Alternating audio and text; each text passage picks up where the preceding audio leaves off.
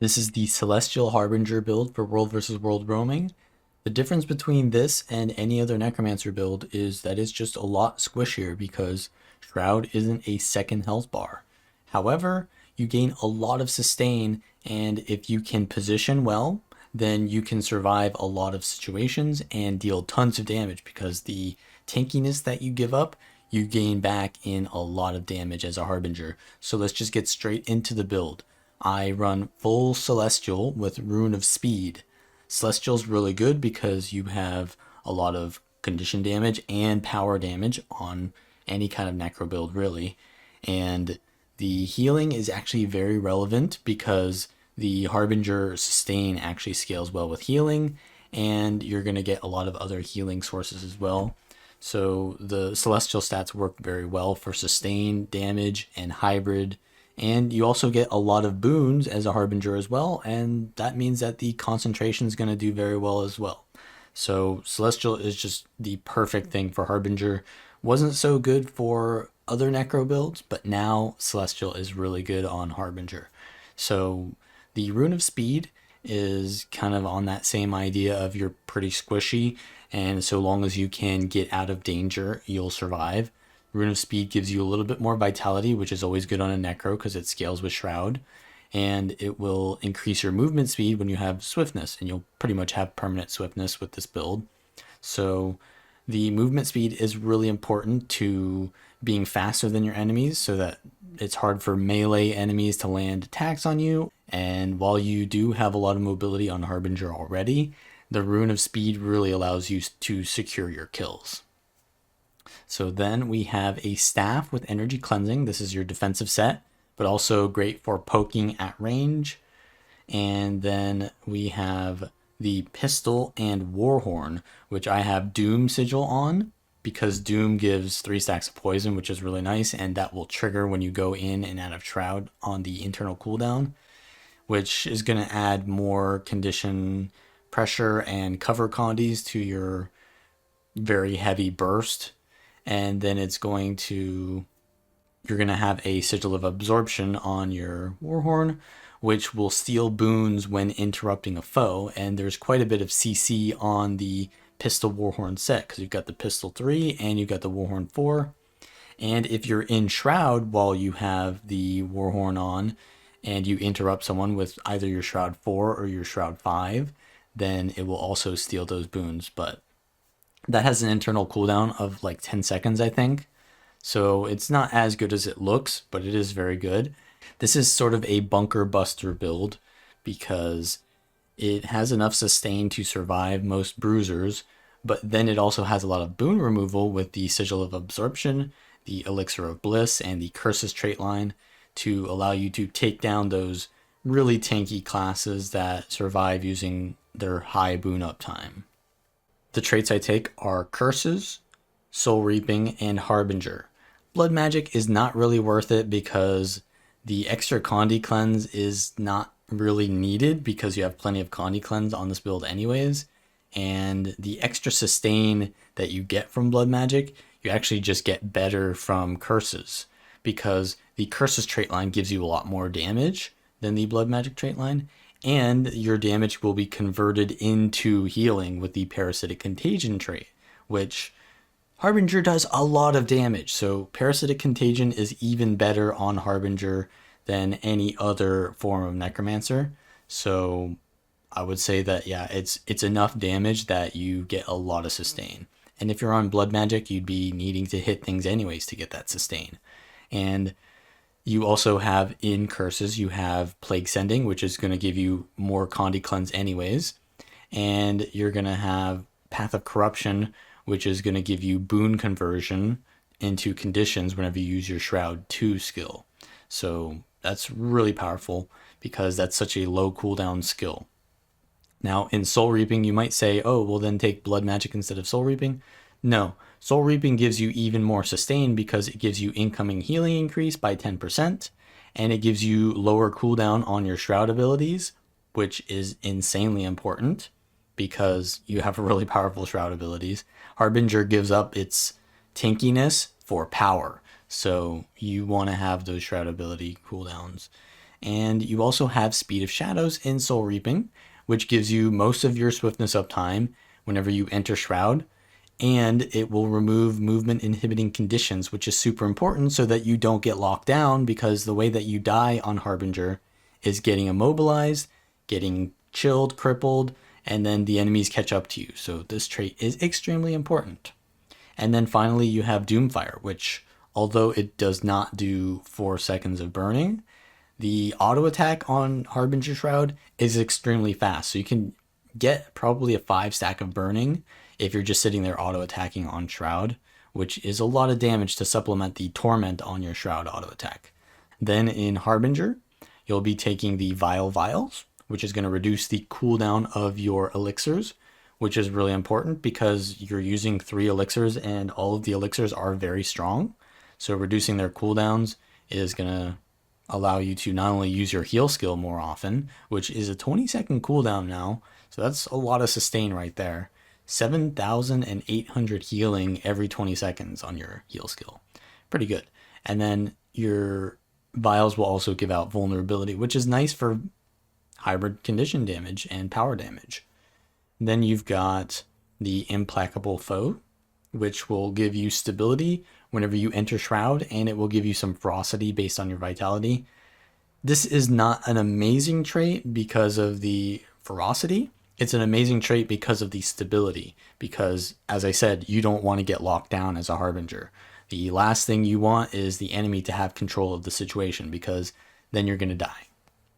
Also, you have Alchemic Vigor, which actually scales really high with healing power.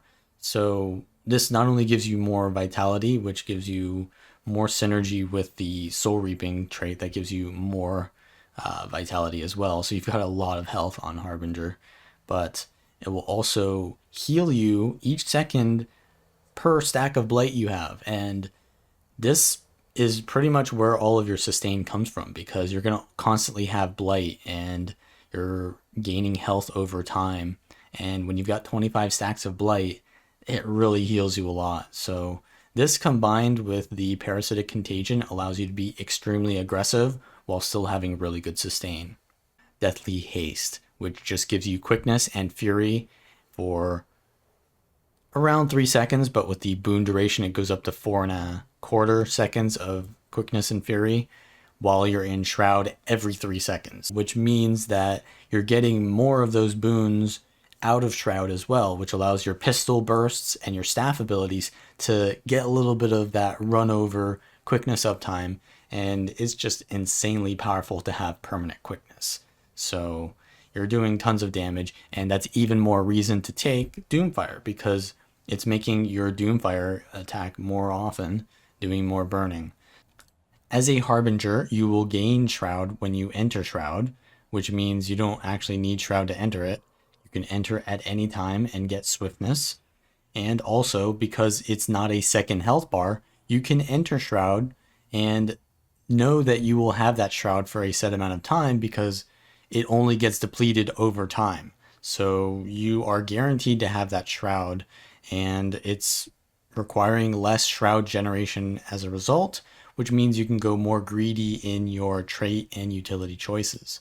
Now in Shroud, you will have access to the auto attack, which is a very fast hitting attack with quickness that gives out burning with the Soul Reaping Grandmaster Doomfire, and just gives out a lot of torment. And it does a decent amount of power damage, and it's very easy to land because it's just a very quick projectile to the target. So it's reliable range damage that does torment and burning, which is extremely powerful.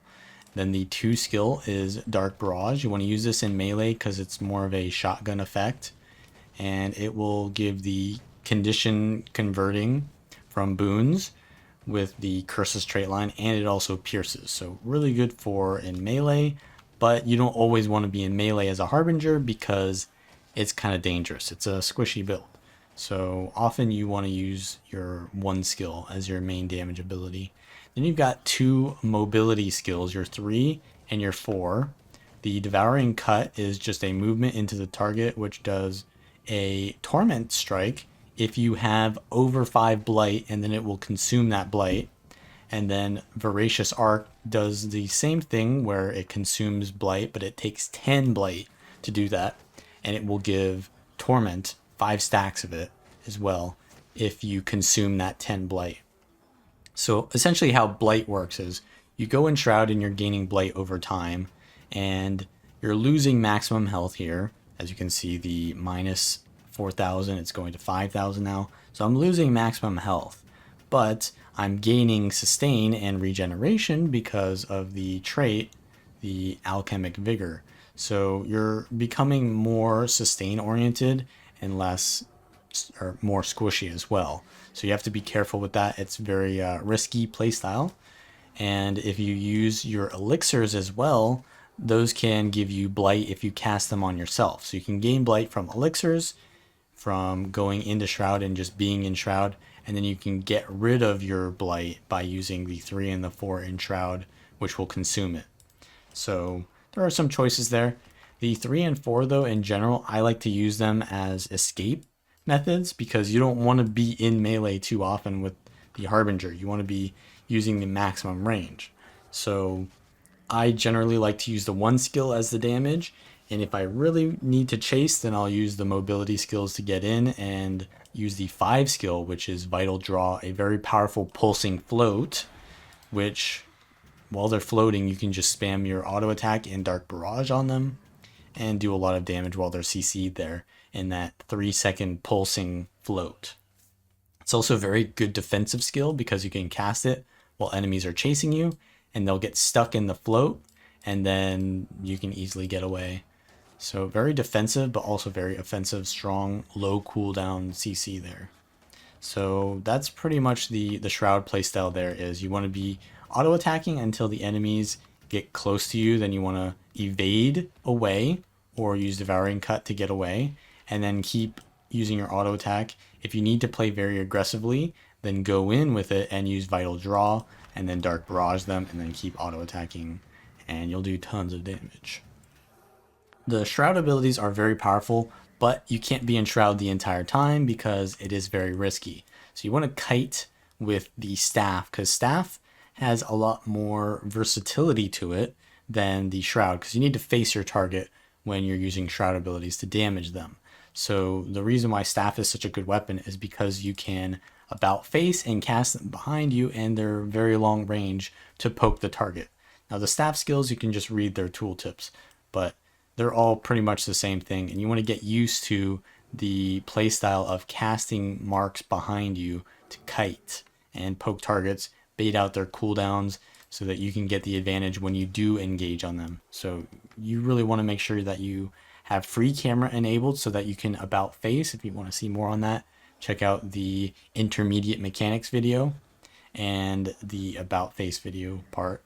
And then you want to enable skill retargeting and instant ground targeting so that you can cast them at your mouse cursor instead of where your mouse cursor is at the beginning of the cast, where it is at the end, which is allowing you a lot more accuracy with the staff skills. And then on the pistol warhorn, you've got a pretty basic auto attack that just gives torment, and the 2 is where the main burst is. You do a 6 volley shot, which gives vulnerability and torment and will pierce. Very good. It also gives you some life force.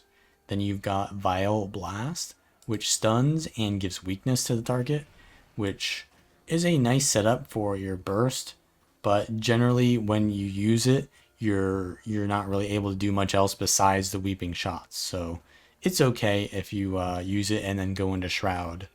Then you've got Whale of Doom. This is a unblockable daze in front of you in a cone for 2 seconds. Really good for peeling enemies off you if you are being chased and you turn around and Whale of Doom them. That 2 seconds that they can't attack you back can allow you to counter pressure them with Shroud for quite a bit of counter pressure. And then Locust Swarm will give you a little bit of, well, a lot of swiftness and will lifesteal and give Shroud when hitting nearby enemies. Not amazing, but if you are in melee range, then it will be good for your sustain, but generally you don't want to be in melee range. So those are pretty much the skills, the weapon skills, and the shroud skills. The utilities are Elixir of Promise. This one is quite a bit of healing because it gives you 7.8k healing on a 20-second cooldown and gives regeneration for another 2000 healing, which is going to give you up to, like probably 10k healing after it's all said and done. And then all elixirs have a casted ground target. So if you throw it and hit an enemy, it will do poison, and of course it'll give vulnerability because all of your elixirs will give that due to the trait. And if you cast it on yourself, it will give you blight. So if you want more sustain but less health, then you can give yourself more blight and go for more burst with the consumption of the blight with your 3 and 4. Or you can cast it on the enemy to get a little bit of poison, and the duration is increased by the blight threshold being consumed. So you're doing a lot of poison damage there on a 3 stack of poison for 14 seconds if you've got the blight threshold there. Then you've got Summon Fleshworm. This is pretty much a staple on every Necromancer roaming build. You want to precast that, and you can port up ledges, get away from enemies, juke them, or just a reliable stun break if you need it. It's on a 32-second cooldown. Then you have Elixir of Bliss, which is your 5 Condi cleanse on a 32-second cooldown. It gives resolution, and it will do a little bit of damage, but it's mainly used for the boon conversion. So you've got Corrupt on this. If it's above the blight threshold of 5, then it will do 2 conversions.